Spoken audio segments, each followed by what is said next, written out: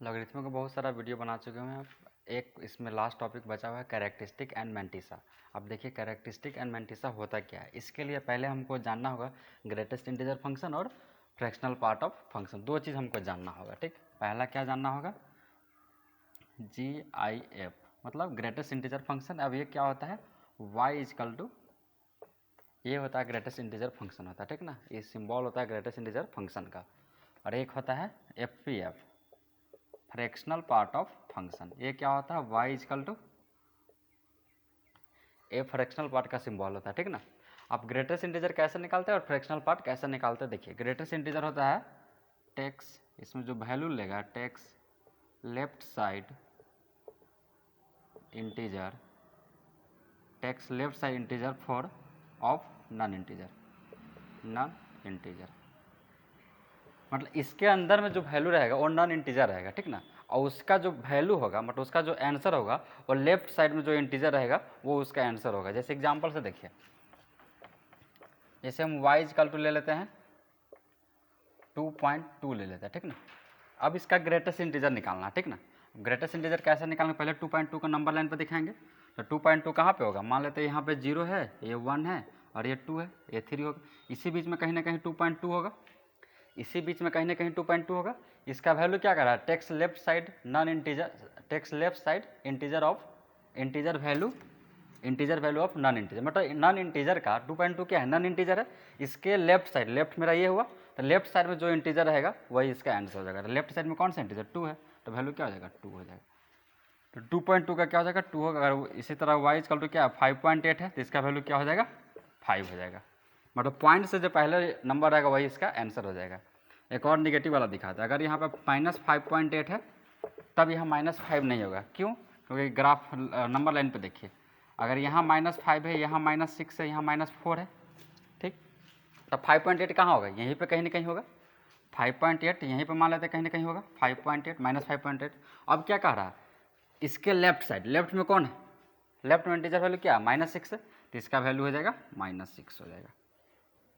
अगर ये पॉजिटिव में तो 2 हो जाएगा, 5 हो जाएगा, लेकिन अगर -5.8 है तो इसका वैल्यू क्या हो जाएगा -6 हो जाएगा। अगर ये वैल्यू है -4.3 है तो वैल्यू क्या हो जाएगा -5 हो जाएगा। ठीक ना, ग्रेटेस्ट इंटीजर ये हुआ मेरा ग्रेटेस्ट इंटीजर। अब देखिए फ्रैक्शनल पार्ट क्या होता है।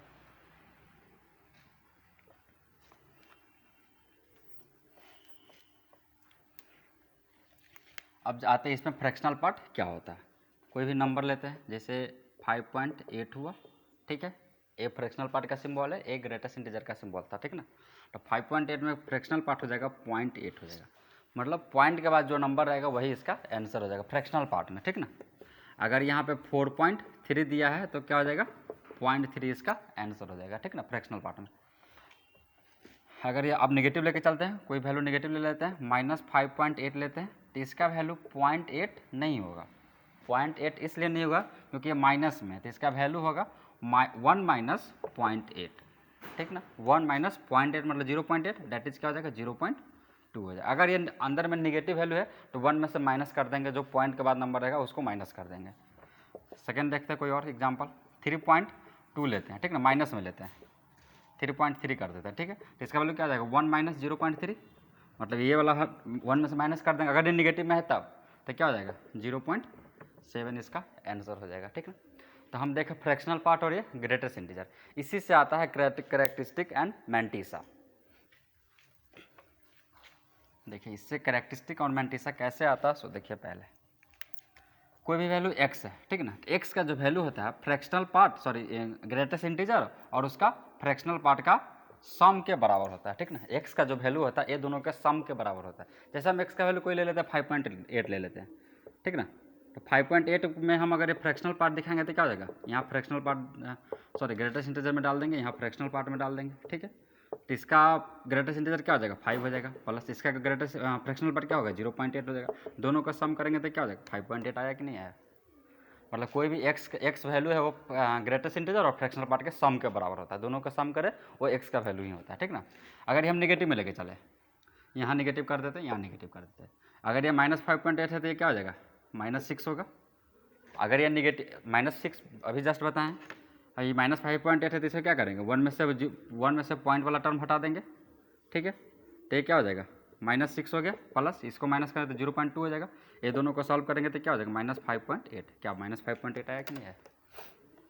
या तो नेगेटिव में हो या पॉजिटिव में, फिर भी x का वैल्यू होता है greatest integer of x plus fractional part of x, इसी के दो का सम के बराबर होता है। अब देखिए कैरेक्टरिस्टिक और मैंटिसा इसमें क्या होता है। ये जो x का वैल्यू होता है ग्रेटेस्ट इंटीजर ऑफ x और फ्रैक्शनल पार्ट का दोनों के सम के बराबर होता है, इसी को कैरेक्टरिस्टिक बोलते हैं और इसको मैंटिसा बोलते हैं। इसको मैंटिसा बोलते हैं। मैंटिसा का जो वैल्यू होता है 0 और 1 के बीच में होता है, मतलब ये क्लोज इंटरवल है, ये ओपन इंटरवल है, मतलब 0 क्लोज इंटरवल होना चाहे 1, इसी के बीच में मैंटिसा का हमेशा वैल्यू आता है। या तो 0 हो सकता है या 1 से छोटा होगा, 1 नहीं होगा, ठीक ना, 1 से छोटा होगा। टोटल मैंटिसा का जो वैल्यू होगा इसी बीच में लाइज करता है, ठीक है। एक्स इस ये क्या हुआ, कैरेक्टरिस्टिक ये हुआ, मैंटिसा ये हुआ। जैसे हम कोई भी नंबर लेते हैं log x लेते हैं, ठीक ना, log वाला चैप्टर में log x ले लिए, तो इसको कैरेक्टरिस्टिक ग्रेटेस्ट इंटीजर में दिखाएंगे तो ग्रेटेस्ट इंटीजर log x हो जाएगा और fractional part of log x हो जाएगा। तो ये मेरा क्या होगा, कैरेक्टरिस्टिक और ये मैंटिसा, ठीक है। कैरेक्टरिस्टिक और मैंटिसा समझ में आया। मतलब फ्रैक्शनल पार्ट ग्रेटेस्ट इंटीजर निकालेंगे वो कैरेक्टरिस्टिक हो जाएगा और ये फ्रैक्शनल पार्ट निकालेंगे किसी भी नंबर को मेरा मैंटिसा हो जाएगा। देखिए क्वेश्चन पे आता है कुछ।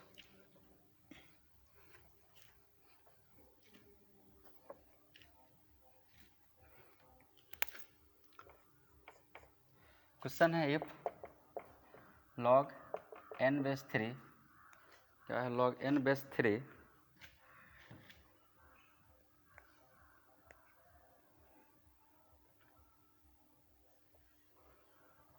क्वेश्चन ये number of integral value of n, मतलब n का इंटीग्रल वैल्यू निकालना है। If characteristic of log n base 3 is equal to 3, log n base 3 is equal to 3 दिया। मतलब कह रहा है इसका कैरेक्टरिस्टिक क्या है, n बेस, मतलब इस नंबर का कैरेक्टरिस्टिक क्या है, 3 दिया हुआ है। इस नंबर का कैरेक्टरिस्टिक क्या दिया हुआ, 3 दिया हुआ, और हमको नंबर ऑफ इंटीग्रल वैल्यू निकालना है। नंबर ऑफ n का कितना वैल्यू होगा वही निकालना है, ठीक है। n का कितना वैल्यू होगा वही निकालना है। तो यहाँ क्या करेंगे, कोई भी नंबर था तो क्या था, x is equal to greatest integer of x plus fractional part of x, यही मेरा कैरेक्टरिस्टिक होता था। तो इसमें भी क्या हो जाएगा, यहाँ log x हो जाएगा, log x n base x हो जाएगा। ये क्या होगा, log n base x plus fractional part of log n base x। इस यही वैल्यू हमको 3 दिया हुआ, कैरेक्टरिस्टिक ही मेरा 3 दिया हुआ। तो कैरेक्टरिस्टिक 3 दिया मतलब फ्रैक्शन ग्रेटेस्ट इंटीजर मेरा 3 दिया हुआ, इसका ग्रेटेस्ट इंटीजर 3 दिया हुआ। तो इसको हम ऐसा लिख सकते हैं log n base x less than 4 और ग्रेटर देन इक्वल टू 3। मतलब ये इसका कैरेक्टरिस्टिक 3 दिया, मतलब इसका ग्रेटेस्ट इंटीजर 3 दिया। और ग्रेटेस्ट इंटीजर का वैल्यू क्या होता है, जैसे हमको यहाँ 4.2 डालते हैं, 3 पे है तो 3 लेके चलते हैं, 3.2 डालते हैं तो क्या होता था, 3 आता था। 3 पॉइंट समथिंग कुछ भी डाले, 4 को छोड़ के 3.9 भी डाले तो फिर भी क्या आएगा, 3 आएगा, ठीक। और 3 भी डालेंगे तो 3 ही आएगा ग्रेटेस्ट इंटीजर। तो जो ग्रेटेस्ट इंटीजर ये दिया हुआ है मतलब 3 से बड़ा होगा, 3 से बड़ा और बराबर होगा, लेकिन 4 से छोटा होगा, क्योंकि जैसे हम यहाँ पर 4 डाल देंगे तो आंसर 4 हो जाएगा मेरा, जबकि मेरा 3 दिया हुआ है तो क्या हो जाएगा, 4 से छोटा होगा। अब इसको हम log को हटाएंगे, n बेस 3 था ना, यहाँ n बेस 3 है, जैसे ही log को हटाएंगे तो क्या 3 इधर इसके बेस में आएगा, तो 3 के पावर 3 हो जाएगा, less than equal to n, greater than ये 4 होगा, 3 का पावर 4 होगा, 3 के पावर 3 क्या हो जाएगा 27, लेस देन 9 सॉरी n, और ये क्या हो जाएगा 81 होगा। मतलब जो n का वैल्यू होगा वो 27 से बड़ा और बराबर और 81 से छोटा होगा। तो total number of integral value क्या होगा n का, 81 माइनस 27 दैट इज 54 होगा। नंबर ऑफ इंटीग्रल वैल्यू क्या हो जाएगा, 54 हो जाएगा, मतलब n का 54 वैल्यू होगा मेरा, ठीक है। दूसरा क्वेश्चन देखते हैं इसी बेस पे। इसी तरह से कैरेक्टरिस्टिक और मैंटिसा का बहुत सारा क्वेश्चन मिलेगा बुक में, सारा क्वेश्चन बन जाएगा। एक और क्वेश्चन दिखाते हैं हम।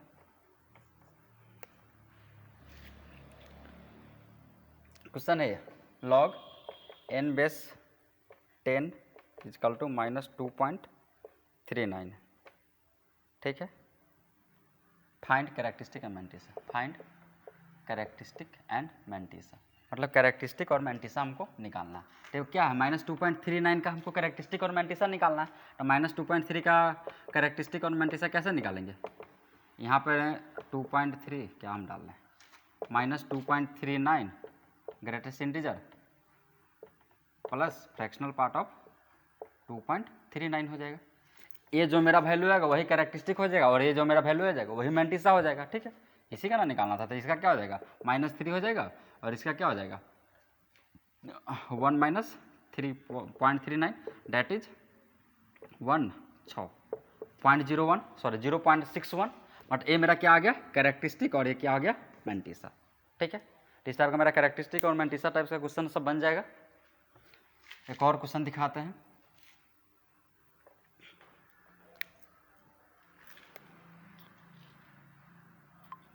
क्वेश्चन है इफ log n/3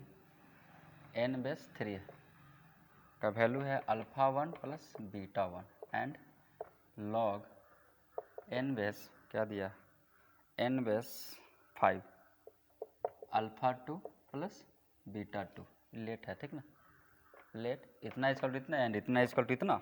अब कह रहा है alpha and alpha 2, alpha and alpha 2 क्या है, इंटीजर है और β1 एंड β2 का जो वैल्यू है 0 और 1 के बीच में। ठीक है, अब कह रहा α1 इफ α1 का वैल्यू दिया 4 एंड α2 का वैल्यू दिया है 2, मतलब α1 का वैल्यू दिया 4, α2 का वैल्यू दिया है 2, α1 = 4 एंड α2 = 2। अब देखिए ये कह रहा है β1 और β2 बिलोंग्स कर रहा है 0 1 के बीच, मतलब ये मैंटिसा है।